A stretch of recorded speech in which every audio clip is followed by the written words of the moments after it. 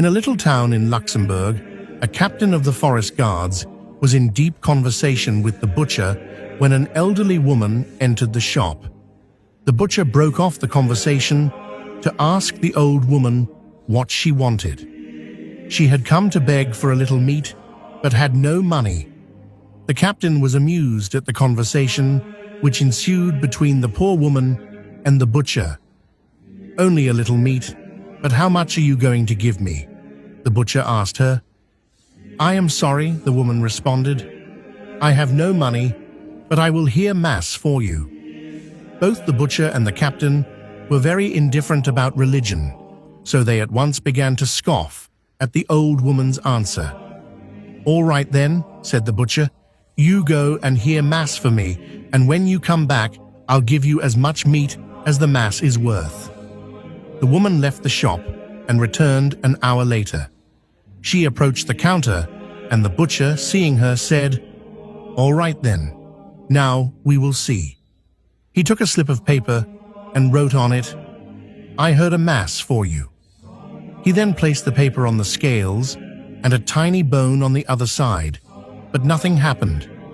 Next, he placed a piece of meat instead of the bone, but still the paper proved heavier. The captain, who had decided to stay on at the shop to see how the small drama would end, looked at the butcher. Both men were beginning to feel ashamed of their mockery. The butcher placed a large piece of meat on the balance, but still the paper held its own. The butcher, exasperated, examined the scales, but found they were all right. Placing an extremely large piece of meat on the scale, it still favored the weight of the paper. Removing both items, he again checked the mechanism of the scale, and then weighted several other items, and the scale proved to be exactly accurate. Exasperated, the butcher said kindly to the woman, "What do you want, my good woman? Must I give you a whole leg of mutton?" At this, he placed the leg of mutton on the balance, but the paper outweighed the meat. An even larger piece of meat was put on, but again the weight remained on the side of the paper.